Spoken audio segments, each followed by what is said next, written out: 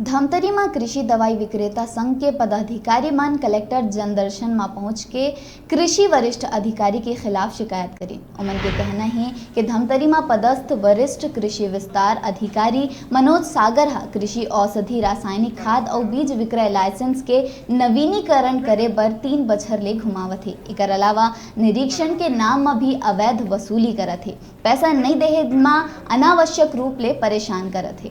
कृषि दवाई विक्रेता संघ के पदाधिकारी मन जिला प्रशासन ले मांग करीन है कि दोषी अधिकारी के ऊपर उचित कार्यवाही करे और नवीनीकरण लाइसेंस ला जल्दी बनाया जाए।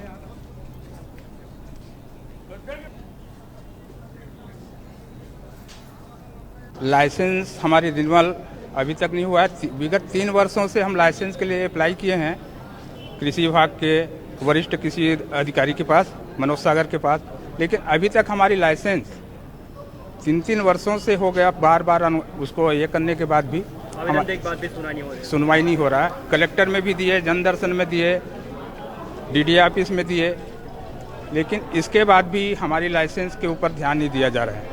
नवीनीकरण की समस्या से नहीं होने के कारण हमारी बैंकों में जो ये है, जो current account CC account limit लिए हैं, उसमें रिन्यूअल के लिए देना है, उसमें दवाई कंपनियों से जो काम लेते हैं तो उसके लिए भी जीवित लाइसेंस की कॉपी चाहिए। वहाँ भी दिक्कत हो रही है हम लोगों को। ये हमारा लाइसेंस 3 वर्षों से जो यादव जी हमारे अध्यक्ष बताया ना, वही बात है। लेकिन क्या है, हम लोग साहब लोगों से कई बार मुलाकात किए, मनोज सागर से मुलाकात किए, वहाँ के बाबू से मुलाकात किए, तिवारी जी से, बस हाँ बन जाएगा बन जाएगा। हम केवल टाल मटोल ही कर रहे हैं। बस हम डीडी ऑफिस भेज देते हैं साइन करके, वहाँ बन जाएगा।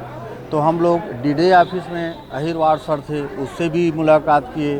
उसके बाद कश्यप सर, डोमेंद्र सर, ये सब से मुलाकात हम लोग दोनों ऑफिस में अनवरत जारी है लगातार 3 वर्षों से।